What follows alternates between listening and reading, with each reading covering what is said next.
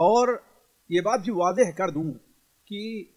عربی زبان میں اللہ کے رسول صلی اللہ علیہ وسلم نے جن الفاظ میں یہ تعبیر آپ نے کی ہے اور جس قدر درد ان الفاظ سے جھلک رہا ہے، کم سے کم مجھ جیسا کم علم آدمی اسے اپنی زبان میں بیان نہیں کر سکتا۔ بڑی کوشش کی ہم نے، علماء کی شرحیں دیکھی، ترجمے دیکھے، لیکن جو درد اور قوت نبی کریم صلی اللہ علیہ وسلم کے ان الفاظ میں پائی جا رہی ہے وہ مجھے کہیں مل نہ سکا اور نہ میں اس کو ادا کر سکتا ہوں۔ وہ حدیث ہے امام نسائی رحمہ اللہ کے سنن الکبریٰ میں اور امام احمد حنبل رحمہ اللہ کی مسند احمد کے اندر، حتیٰ کہ جہاں تک مجھے یاد ہے کہ یہ حدیث سنن ابن ماجہ کے اندر بھی حضرت ابو ہریرہ رضی اللہ تعالیٰ عنہ سے مروی ہے کہ آپ صلی اللہ علیہ وسلم نے ارشاد فرمایا، اللہم انی احرج حق الضعیفین الیتیم والمرأة، اے اللہ تبارک و تعالی، انی احرج علیک حق الضعیفین، دو کمزور معاشرے میں جنہیں کمزور سمجھا جاتا ہے، جن کے حقوق مارے جاتے ہیں، اپنوں اور غیروں سے ان کے پورے حقوق نہیں مل پاتے، ان دو کمزوروں کے بارے میں تیرا واسطہ دیتا ہوں میں کہ لوگ ان کے حقوق مارے نہیں، لوگ اس میں کوتاہی مت کریں۔ میں اس بارے میں لوگوں کو ڈرا رہا ہوں، خوف دلا رہا ہوں۔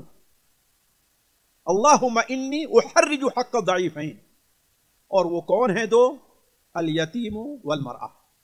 ایک یتیم اور دوسری عورت۔ ساتھیو، عورت کے سے متعلق، بیوہ کے حقوق سے متعلق کل کچھ بات آپ کے سامنے ہوئی تھی۔ آج کا جو موضوع ہے وہ یتیم سے متعلق ہے۔ یتیم وہ بچہ ہے جو اس دنیا میں آنکھ کھولنے سے پہلے، یا آنکھ تو اس دنیا میں کھولا ہے لیکن جسمانی اور عقلی طور پر اتنی قوت کا مالک نہیں ہے کہ وہ اپنا انتظام کر سکے، اور اسی وقت دوران اس کے والد کا انتقال ہو جائے، یہی یتیم ہے۔ اگر انسان کوئی بالغ ہے بچہ، اس کے والد کا انتقال ہو، اسے یتیم نہیں کہیں گے۔ یا کوئی شخص اگرچہ شروع میں یتیم تھا اور بالغ ہو گیا تو اب بھی اس کے اوپر شرعی مسائل کے لحاظ سے یتیم کا اطلاق نہیں ہوگا، اس لیے کہ نبی کریم صلی اللہ علیہ وسلم کی حدیث ہے لا یتم بعد البلوغ، بالغ ہونے کے بعد اب یتیمیت اور یتیم کے جو مسائل ہیں وہ نہیں رہ جاتے۔ عمومی طور پر ایسا بچہ لاوارث اور حقیقی سرپرست سے محروم ہوتا ہے۔ ایک تو اس کا پہلو یہ ہے، دوسرا اس کا پہلو جو زیادہ دردناک ہے اس سے بھی زیادہ، وہ یہ ہوتا ہے کہ بہت سے بے غیرت اور ظالم لوگ، اس دنیا کی حرص رکھنے والے لوگ، اس کمزور کے حق کو ہڑپ لیتے ہیں اور انہیں لاوارث چھوڑ دیتے ہیں۔ حتیٰ کہ اگر آپ اپنے ماضی کو تھوڑا سا دیکھیں دور جا کر کے، تو آپ کے ماحول میں بہت سے ایسے بچے ملیں گے جن کے حقوق کو ہڑپ کر لیا گیا۔ حتیٰ کہ آپ بھی جانتے ہوں گے اور ہم بھی جانتے ہیں، بہت سے ایسے یتیم بچے ہوں گے اور بچیاں ہوں گی کہ لوگوں نے انہیں اس دنیا میں زندہ بھی نہیں رہنے دیا۔ اس کی اگر مثالیں آپ تلاش کرنا چاہیں تو آپ کے معاشرے اور ماحول میں بہت بڑی مثالیں مل جائے گی۔ اسی لیے، اور یہ بات کوئی نہیں ہے، یہ دنیا کی تاریخ کا ایک بہت بڑا حصہ رہا ہے۔ اسی لیے دیکھیں گے اللہ تبارک و تعالی نے بڑے سخت انداز میں اور بڑی تاکیدی طور پر بہت سے ایسے احکام نازل فرمائے ہیں جن میں یتیم کے حقوق کی حفاظت کی ضمانت ہے، اور ان کی ادائیگی ایک مسلمان پر بحیثیت مسلمان کے اللہ تبارک و تعالی نے واجب قرار دیا۔ ایک جگہ اللہ تبارک و تعالی ارشاد فرماتا ہے سورہ نساء کے شروع ہی میں، وَآتُوا الْيَتَامَى أَمْوَالَهُمْ ولا تتبدلوا الخبيث بالطيب ولا تأكلوا أموالهم إلى أموالكم إنه كان حوبا كبيرا وآتوا اليتامى أموالهم، یتیموں کو ان کا مال جو تمہاری تحویل میں آیا ہے پورا پورا دے دو۔ مجھے تعجب ہوتا ہے جب ہمارے معاشرے کے اندر اب یہ آواز اٹھتی ہے کہ دادا کے مال میں پوتے کا حصہ نہیں ہے، اور عموماً 99% ہمارے اور آپ کے یہاں یہ بات اسی شخص کے بارے میں اٹھتی ہے جو شخص جب سے پیدا ہوا، نابالغی بالغ ہوا، جوان ہوا، اور اپنی ساری محنت اور کوشش جو ہے وہ دادا کے ساتھ لگا رہا ہے اور اس میں کام کر رہا ہے، دادا کے کام کو بڑھا رہا ہے۔ اب اچانک اس کا انتقال ہو جاتا ہے، اپنے باپ کے ساتھ وہ کام کر رہا ہے، چاہے کھیت کا معاملہ ہو، چاہے دکان کا معاملہ ہو، کسی معاملہ اپنی پوری کوشش اور پوری صلاحیت وہ لگا دیتا ہے، اور جب اس کا انتقال ہوتا ہے تو بڑی بے دردی کے ساتھ، لاپرواہی کے ساتھ اس کے بھائی یا اس کے والد، اگر والد تھوڑا سا جو بچوں کا دادا چھوڑو خاموش بھی رہے، لیکن اس کے چچا جو ہے یا اس مرنے والے کے بھائی بڑی لاپرواہی سے اور ڈھٹائی کے ساتھ یہ آواز اٹھا دیتے ہیں کہ ارے پوتے کا تو دادا کے میراث میں کوئی حق ہی نہیں۔ سبحان اللہ! اگر اس شخص کو جب سے وہ کام کرنے کے لائق ہوا ہے اگر 5% بھی یہ امید ہوتی کہ میرے مر جانے کے بعد میری بیوی اور بچوں کے ساتھ یہی سلوک ہوگا تو اپنی ساری صلاحیت یہاں کبھی نہ خرچ کرتا، کم سے کم اپنے بچوں کے لیے ایک کمرے کا انتظام کر کے تو جاتا ہی نہیں جاتا، لیکن یہ سارا کچھ بھول جاتے ہیں لوگ۔ تو اللہ تعالیٰ فرماتا ہے وَآتُوا الْيَتَامَى أَمْوَالَهُمْ وَلَا تَتَبَدَّلُوا الْخَبِيثَ بِالطَّيِّبِ۔ دیکھو پہلی بات تو یہ ہے اس آیت میں بیان کی گئی کہ یتیموں کا ان کا پورا حق دیا جائے، اس میں کوئی کوتاہی نہ کی جائے۔ دوسری چیز یہ ہے کہ اگر کوئی شخص ان کے مال کا وارث بنتا ہے تو یہ نہیں ہے کہ ان کا مال تو چاہے کھیت کی شکل میں ہے، دکان کی شکل میں ہے، گھر کی شکل میں ہے، ان کا حق تو اچھے کا بنتا ہے اور اسے خبیث اور برے سے تبدیل کر دیا جائے۔ اور تیسرا حکم ہے وَلَا تَأْكُلُوا أَمْوَالَهُمْ إِلَىٰ أَمْوَالِكُمْ، ان کے مال کو اپنے مال کے ساتھ ملا کر کھاؤ نہیں، یعنی ایسا نہ ہو کہ ان کے مال کو تو اپنا مال سمجھ بیٹھو۔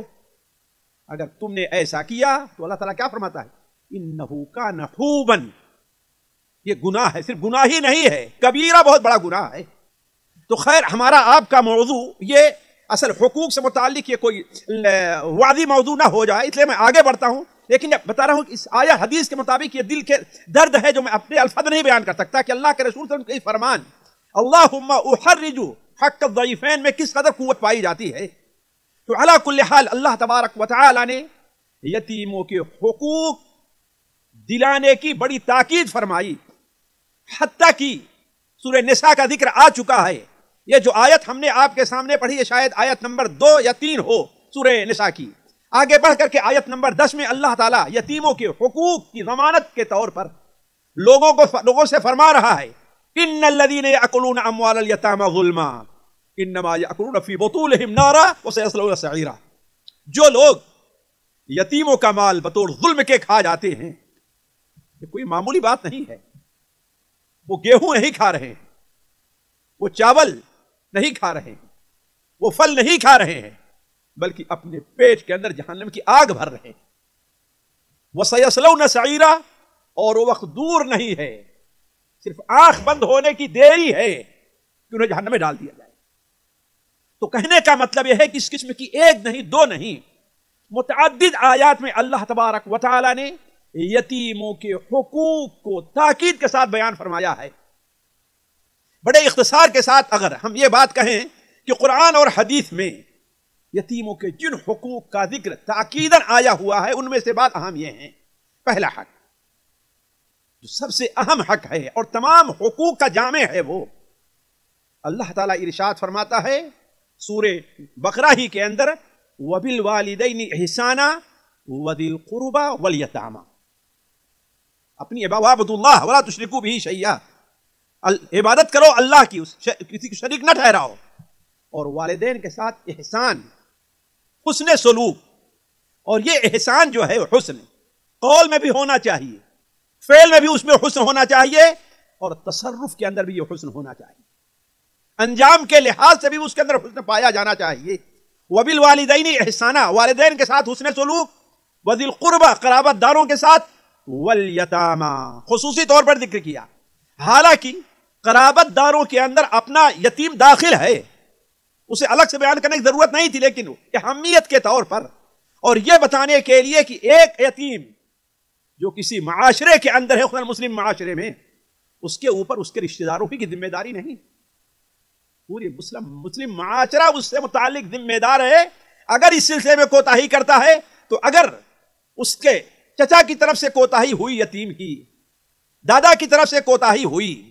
اور مسلم معاشرہ خاموش رہتا ہے کہ ہم کیا کریں، ان کے بچے ہیں، تو اللہ کے ہاں جان نہیں چھوٹے گی اس سے. والیتاما یتیموں کو، اور خود نبی کریم صلی اللہ علیہ وسلم کے خطاب کر کے تمام امت کو اللہ تعالیٰ یہ پیغام دیتا ہے کہ فَأَمَّا الْيَتِيمَ فَلَا تَقْهَرْ، یتیم کو جھڑکو تک نہیں، ڈانٹو تک نہیں، اس کے ساتھ حسن سلوک ہونا چاہیے. نبی کریم صلی اللہ علیہ وسلم نے اپنی بہت سی حدیثوں میں یتیم کے ساتھ حسن سلوک کی تلقین کی ہے. صرف ایک حدیث آپ کے سامنے ہم رکھتے ہیں، جسے امام احمد حنبل رحمہ اللہ اپنی کتاب مسند احمد میں رت ابو امامہ سے نقل کرتے ہیں کہ آپ صلی اللہ علیہ وسلم نے ارشاد فرمایا وَمَنْ أَحْسَنَ إِلَى يَتِيمَةٍ أَوْ يَتِيمٍ عِنْدَهُ، جو شخص کسی یتیم بچی یا یتیم بچے کے ساتھ اچھا برتاؤ کرتا ہے، حسن سلوک سے پیش آتا ہے، جو یتیم اس کے پاس ہے، یہ کوئی ضروری نہیں کہ اس کا رشتہ دار ہو، اس کا رشتہ دار ہے تو اس کے دو حقوق ہوں گے، اور اگر رشتہ دار نہیں ہے تو یتیم ہونے کا حق ہے. تو جو شخص، ذرا دیکھیں، جو شخص کسی یتیم بچی یا یتیم بچے کے ساتھ حسن سلوک سے پیش آتا ہے تو آپ صلی اللہ علیہ وسلم نے ارشاد فرمایا میں اور وہ جنت میں اس طریقے سے ہوں گے، جس طریقے سے یہ دونوں اگلیاں ایک ساتھ ہیں اور ان کے درمیان میں کوئی فاصلہ نہیں ہے، ایسے ہی وہ صاحب میرے ساتھ جنت میں ہوگا. تو پہلا حق جو تمام حقوق کا جامع ہے وہ یہ ہے کہ یتیم کے ساتھ حسن سلوک کیا جائے. دوسرا حق ساتھیوں، عام لوگوں سے ہٹ کر کے یتیم ہماری محبت اور ہماری شفقت کا زیادہ محتاج ہے، یہ اس کا حق ہے ہمارے اور آپ کے اوپر، پورے معاشرے کے اوپر. کیوں؟ اس لیے کہ وہ اپنے سب سے بڑے ذمہ دار اپنے والد کی محبت اور شفقت سے محروم ہو چکا ہے. تو اب پورے معاشرے اور پورے قوم کے اوپر اس کا یہ حق ہے کہ ہر مسلمان اس کے ساتھ پیار و محبت کے پیش آئے اور اسے اپنی شفقت کا تحفہ عطا فرمائے. اللہ تبارک و تعالی نے اس چیز کو اتنا اہم قرار دیا ہے کہ اس بارے میں کوتاہی کرنا گویا قیامت کے اوپر ایمان نہ لانا ہے. اللہ تعالیٰ چھوٹی سی صورت لیکن بڑی اہم صورت ہے، ارشاد فرماتا ہے اَرَأَيْتَ الَّذِي يُكَذِّبُ بِالدِّينِ فَذَلِكَ الَّذِي يَدْعُو الْيَتِيمَ. سب سے پہلی علامت آخرت پر ایمان نہ لانے والے کے اللہ نے کیا بیان کی ہے؟ نماز سے پہلے بھی آیت بیان کی ہے اللہ تعالیٰ نے، اَرَأَيْتَ الَّذِي يُكَذِّبُ بِالدِّينِ فَذَلِكَ الَّذِي يَدْعُو الْيَتِيمَ. یہی وہ بدبخت ہے جو یتیم کے ساتھ محبت سے پیش آنے، اس کے ہاتھ پر دستے شفقت رکھنے کے بجائے اس کو جھڑکتا ہے. ساتھیوں، جو جھڑکنے والے کا یہ انجام ہے، اللہ اسے کیا بتا رہا ہے؟ گویا آخرت میں اس کا ایمان نہیں ہے. تو اس شخص کے بارے میں آپ کیا کہیں گے جو اسے مارے اور نعوذ باللہ من ذالک اس قدر اپنا دل کے اندر پتھر رکھے کہ اسے قتل بھی کرنے کے لیے تیار ہو جائے، نعوذ باللہ من ذالک. تو فذالک الذی یدعو الیتیم،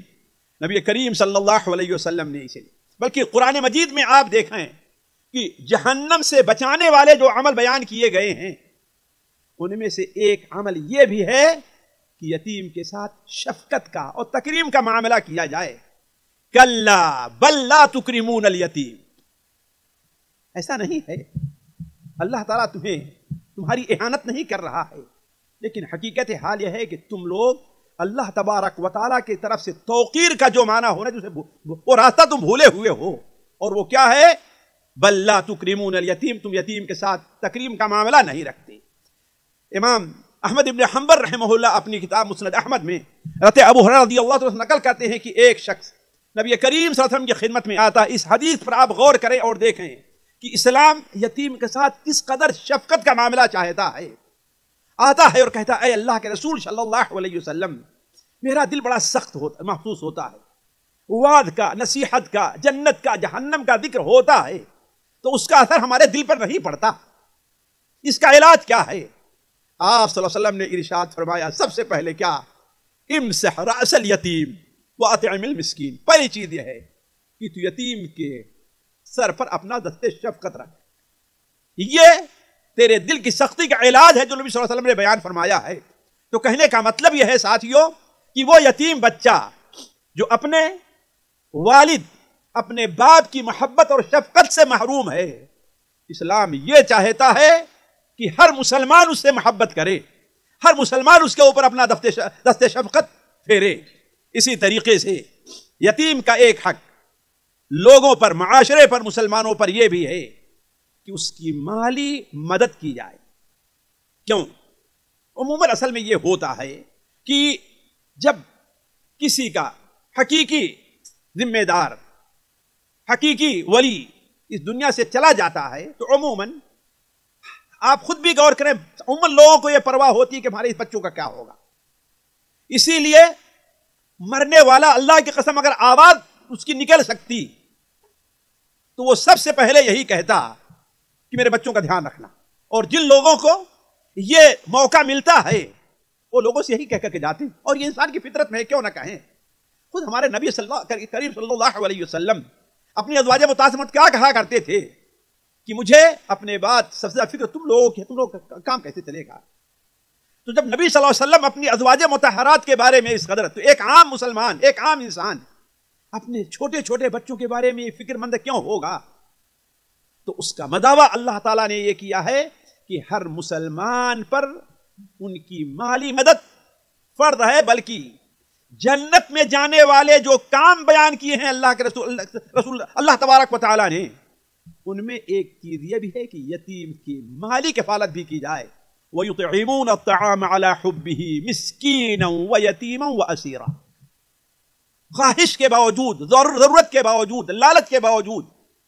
وہ مال تھوڑا ہے ایک لالچ ہے اس کے باوجود یتیم اور مسکین اس کا حق نہیں بھولتے ہیں لوگ۔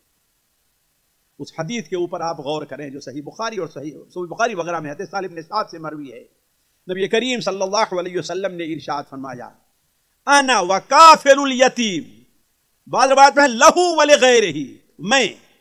اور یتیم کی کفالت کرنے والا،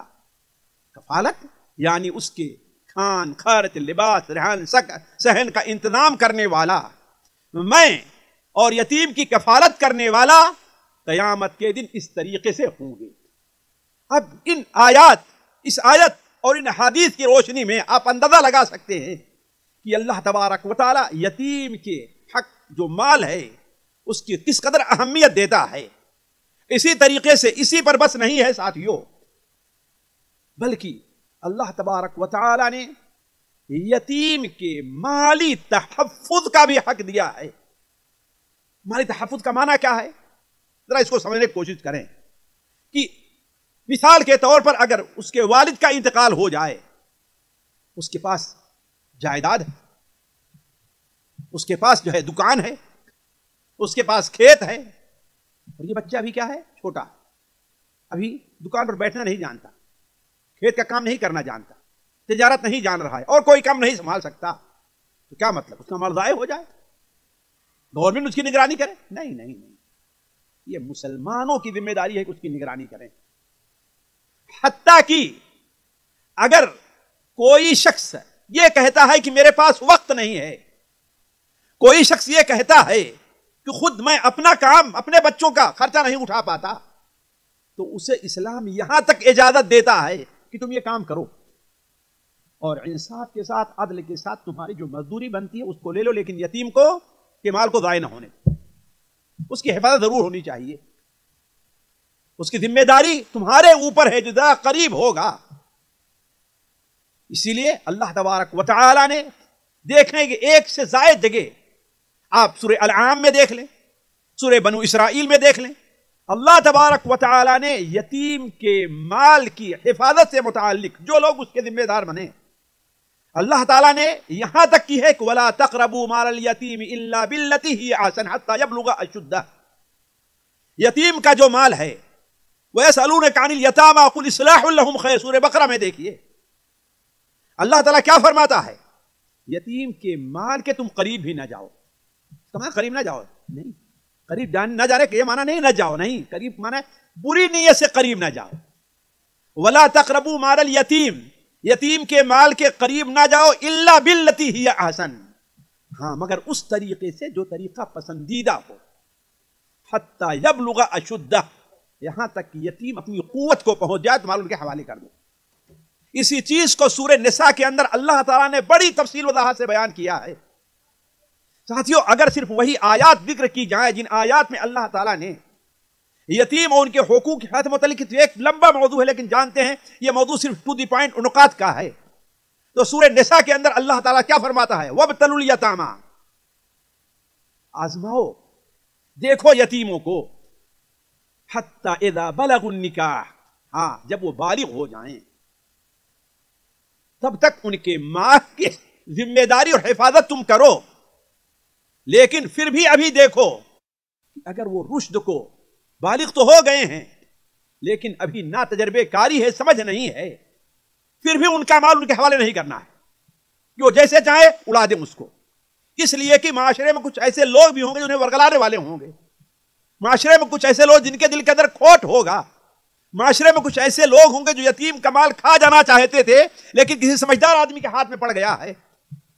تو ایسے لوگ پیچھے سے اسے اس کی والدہ کے ذریعے کسی بھی ذریعے اس کو ورگلا رہے ہوں گے، نہیں، ان کے ورگلانے میں نہیں آنا ہے تم۔ یتیم مانگے بھی کہ ہاں میرا مال دو، اور تجربے سے آپ معلوم ہو جائے کہ وہ نا تجربے کار ہے، مال کو ضائع کر دے گا، تو تم مال کو اس کے حوالے نہ کرو۔ یہ دیکھیے کس قدر اس کی جائیداد اور مال کا تحفظ اسلام دیتا ہے۔ وَابْتَلُوا الْيَتَامَى حَتَّى إِذَا بَلَغُوا النِّكَاحَ، جبکہ وہ بلوغت کو پہنچ جائیں، فَإِنْ آنَسْتُم مِّنْهُمْ رُشْدًا، اگر تم یہ محسوس کرو، سمجھ جاؤ کہ اب ان کے اندر ہوشیاری آ گئی ہے، وہ رشد کو پہنچ چکے ہیں، اپنے مال کی صحیح تدبیر کر سکتے ہیں، اپنے مال کو صحیح ڈھنگ پر لے کر کے چل سکتے ہیں، تو فَادْفَعُوا إِلَيْهِمْ أَمْوَالَهُمْ، ان کا مال ان کے سپرد کر دو۔ معنی کیا ہے؟ اس کا مطلب یہ ہے کہ اگر بچہ بالغ بھی ہو جائے لیکن سیدھا سادہ ہے، لوگ اسے دھوکہ دے دیں گے، بے وقوف قسم کا ہے، مال ابھی نا تجربے کاری ہے، اسے اڑا دے گا، تو اگرچہ یتیم کا مال ہے، آپ ذمہ دار ہے، لیکن یتیم کے حوالے نہ کریں، اس کی حفاظت آپ کی ذمہ، جیسے اپنے بچے کی آپ حفاظت کرتے ہیں، مال کی، اپنے مال کی حفاظت کرتے ہیں، کسی بے وقوف نوکر کو آپ نہیں رکھتے، بچہ جاہل ہے تو اس کے حوالے نہیں کرتے ہیں آپ، تو ایسے آپ اس کے بھی ذمہ دار ہیں۔ اس کے بعد اللہ تعالیٰ کیا فرماتا ہے، وَلَا تَأْكُلُوهَا إِسْرَافًا وَبِدَارًا أَن يَكْبَرُوا وَلَا تَأْكُلُوهَا إِسْرَافًا، اور اگر تم ذمہ دار بن چکے ہو، ٹھیک ہے تم حاجت مند ہو، لیکن فضول خرچی کر کے ان کے مال کو ضائع نہ کرو، اور نہ ہی یہ کہو کہ چلو بالغ ہو جائیں گے تو ان کو مال دینا پڑے گا، لہذا ایسا کرو کہ کسی بھی طریقے سے اس مال کے اندر اس کو ادھر ادھر خرچ کر دو۔ ہاں اگر تم محتاج ہو تو حاجت کے مطابق اس میں سے لے لو، اور اگر غنی ہو، مالدار ہو، تمہیں ضرورت نہیں ہے تو تمہیں اس مال کے قریب جانے کی اجازت نہیں ہے۔ تو علی کل حال کہنے کا مطلب یہ ہے کہ اسلام جو ہے یتیم کو مالی تحفظ دیتا ہے کہ اس کے مال کی حفاظت کی جائے، اس کے مال کو ضائع نہ کیا جائے، نہ ایسے ہاتھوں میں دیا جائے کہ لوگ اس کے مال کو ضائع کر دیں۔ یتیم کا ایک حق اور ہے، اور اسی پر میں اپنی بات ختم کرتا ہوں، وہ کیا ہے؟ یتیم کی تعلیم اور تربیت کا بھی مسئلہ ہے۔ صرف مال تک بھی ہماری ذمہ داری نہیں ہے، صرف ان کو کپڑا پہنانے تک ہماری ذمہ داری نہیں ہے، ان کو گھر مہیا کرنا ہماری ذمہ داری نہیں ہے، نہیں، بلکہ ان کی ذمہ داری یہ ہے کہ جس طریقے سے ہم اپنے بچوں اور ان کی ہم تربیت کرتے ہیں، ہمیں ان کی تربیت پر بھی دھیان دیا جائے۔ ساتھیوں وقت ہوتا تو میں آپ کو بتاتا کہ اسلام کے اندر مسلمانوں نے یہ کس خوبی کے ساتھ، حسن خوبی کے ساتھ یہ معاملہ اپنایا ہے۔ ہم لوگ تعجب کرتے تھے منشی پریم چندر کی ایک مقالہ تھا، جب ہم لوگ ہائی اسکول میں پڑھتے تھے تو سوتیلی ماں. اب ہو سکتا ہے حقیقت ہی ہو، کوئی بات نہیں ہے، لیکن ہمارے اسلام کے اندر اس کے ایسے ایسے نمونے پائے جاتے ہیں. آج شیخ سعدی رحمہ اللہ کو کون نہیں جانتا؟ کون نہیں جانتا ہے؟ اتنا عظیم بننے، اتنے بڑے بننے کے پیچھے ان کی سوتیلی ماں کا حق. آج ساری دنیا ان سے فائدہ اٹھا رہی ہے. تو کہنے کا مطلب یہ ہے کہ ہمارا اسلام جو ہے جہاں یتیم کے مال، اس کی جان، اس کی عزت کی ضمانت لیتا ہے اور ایک حق امت پر رکھتا ہے، ان میں سے ایک حق یہ ہے کہ ان کی تعلیم اور تربیت ہے. بلکہ امام بخاری رحمہ اللہ الادب المفرد کے اندر حضرت شاید داؤد علیہ السلام کے ایک اثر نقل کرتے ہیں کہ ان سے سوال، ان کی وصیت میں یہ تھا کہ یتیم کے ساتھ شفقت اور تعلیم اور تربیت کا بعین ہی ویسا معاملہ رکھو جیسا معاملہ اپنے بچے کے ساتھ رکھتے. دونوں میں تمہیں کوئی فرق نہیں کرنا چاہیے. ظاہر بات ہے اس سلسلے میں بہت کچھ جذب اور بہت کچھ برداشت سے کام لینا پڑے گا، اس لیے کہ وہ نادانی میں بیوقوفی کرے گا، غلطی بھی کرے گا. لیکن اس سلسلے میں اگر انسان یہ سوچ لے کہ یہ میرا ایک بچہ ہے، اللہ نے اس کی ذمہ داری ہمارے اوپر رکھی ہے، تو جیسے انسان اپنے بچے کا سب کچھ برداشت کرتا ہے اس کا بھی برداشت کرے. بلکہ ایک حضرت عائشہ رضی اللہ تعالی عنہا کے شاگرد حضرت عبد الرحمن بن ابدہ ہیں، اور وہ کیا کہتے ہیں، وہ ایک چھوٹے صحابہ میں ہیں. ان سے پوچھا گیا کہ یتیم بچے کی تربیت کے لیے ہم کیا کریں؟ کہا کہ اگر مار مار کر کے اس کی چمڑی بھی ادھیڑ لینی پڑے تو یہ بھی تمہیں کرو، لیکن بچے کی تربیت کرو، تم اسے لاوارث نہ چھوڑو. تو کہنے کا مطلب یہ ہے کہ ادب سکھانے کے لیے، اگر یتیم کے اوپر تربیت کرنے کے لیے اگر کچھ سختی بھی کرنی پڑتی ہے تو یہ بھی کرنی چاہیے. البتہ یتیم بچے کو تربیت دینی ہے، اور یہ ذمہ داری جس کے یہاں یتیم ہے، چاہے مرد کی شکل میں ہے یا عورت کی شکل میں ہے. اسی لیے اللہ کے رسول نے ارشاد فرمایا کہ وَالْمَرْأَةُ رَاعِيَةٌ عَلَىٰ أَهْلِ بَيْتِهَا وَوَلَدِهِ أَهْلِ بَيْتِهَا. عورت ذمہ دار ہے اپنے شوہر کے گھر میں جو رہ رہے ہیں لوگ. وَوَلَدِهِ اس کی اولاد، صرف اولاد نہیں ہے، اولاد کے ساتھ جو ہیں ان کی بھی ذمہ داری اس کے اوپر ہے، اور اس سے متعلق قیامت کے دن اس سے سوال کیا جائے گا. تو کہنے کا مطلب یہ ہے ساتھیوں کہ اسلام نے یتیم کا بڑا حق رکھا ہے، اور اس حق میں کوتاہی پر اللہ تعالیٰ نے لوگوں کو جہنم کی دھمکی دی ہے. اللہ تعالیٰ سے دعا ہے کہ اللہ تعالیٰ ہمیں اور ہماری قوم کو یتیم کے ان حقوق کو ادا کرنے کی توفیق عطا فرمائے. والسلام علیکم ورحمۃ اللہ وبرکاتہ. سامعین اکرام، ہمارے علمی اور عوامی دروس اور سوال و جواب کی مجلسوں سے آپ خود بھی مستفید ہوں اور اپنے دوست و احباب کے ساتھ بھی شیئر کریں. عین ممکن ہے کہ آپ کے شیئر سے کسی کی اصلاح اور آپ کے لیے صدقہ جاریہ بن جائے. واٹس ایپ پر اسلامک میسج حاصل کرنے کے لیے نمبر نوٹ فرمائیں: یعقوب عزیز 00966 5089 59707. واٹس ایپ سوال و جواب گروپ میں ایڈ ہونے کے لیے نمبر نوٹ فرمائیں: عبدالسلام عمری 00966 502627 622. نمبر بھیجتے ہوئے نام اور پتہ ضرور لکھیں. اسی طرح ہمارے یوٹیوب چینل اسلامی دعویٰ کو ضرور سبسکرائب کریں تاکہ ہماری ہر نئی اور اہم ویڈیو کی اطلاع آپ کو فوری حاصل ہو جائے. تمام دروس، مقالات اور سوال و جواب سیریز کے لیے ہماری مشہور ویب سائٹ www.islamidawah.com کا مشاہدہ کرتے رہیں. السلام علیکم ورحمۃ اللہ وبرکاتہ.